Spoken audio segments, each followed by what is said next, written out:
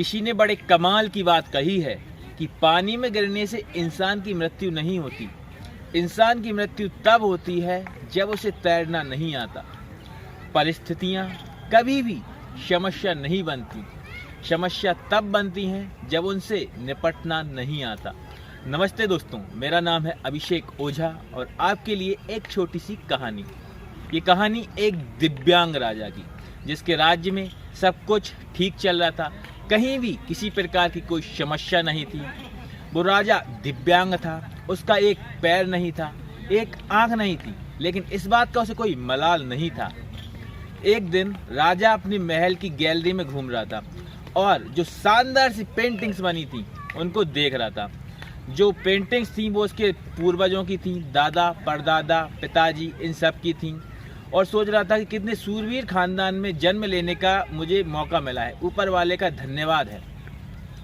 जब वो पेंटिंग्स को देख रहा था तो देखते देखते लास्ट पेंटिंग पर पहुंचा और उसके बाद एक खाली जगह पर पहुंचा।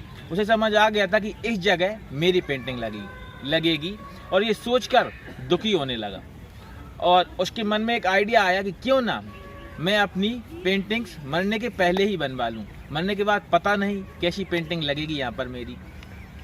और उसने राज्य के जितने भी पेंटर्स थे, जितने भी शानदार पेंटर्स थे, उनको बुलवाया, उनको निमंत्रण दिया और कहा गया कि जो भी राजा की सबसे अच्छी पेंटिंग बनाएगा उसको एक शानदार सा पुरस्कार दिया जाएगा। राज्य के सारे पेंटर्स आए, उनको पता था कि राजा की अच्छी पेंटिंग बनेगी तो पुरस्कार मिलेगा, लेकिन राजा की अच्छी पेंटिंग्स बनेगी कैसे, क्योंकि राजा की एक आंख नहीं है, एक पैर नहीं है, ऐसे राजा की क्या पेंटिंग बनेगी। और ये सोचकर कोई भी आगे नहीं आ रहा था। सबको ये डर लग रहा था कि अगर अच्छी पेंटिंग ना बनी तो राजा फांसी की सजा भी दे सकता है।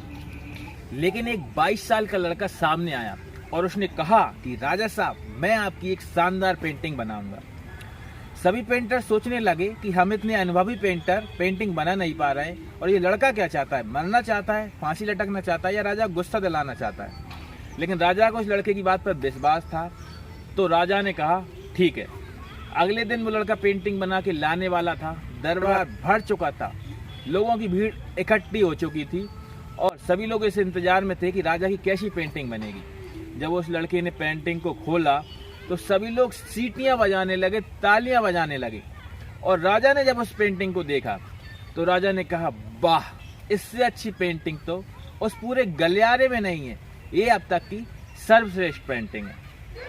राजा ने उस लड़के को बड़ा इनाम दिया। आप सोच रहे होंगे कि उस लड़के ने उस राजा की क्या तस्वीर बनाई होगी जिसकी एक आंख नहीं थी, एक पैर नहीं था।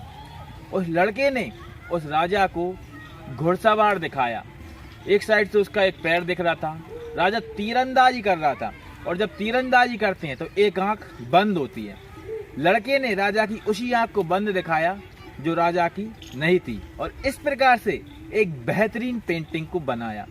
सभी लोग बहुत खुश थे पेंटिंग को देखकर कि वाह, क्या पेंटिंग बनाई है। उस लड़के के सामने भी चुनौतियां थीं, संकट था, लेकिन उसने सकारात्मकता का साथ नहीं छोड़ा, पॉजिटिविटी का साथ नहीं छोड़ा।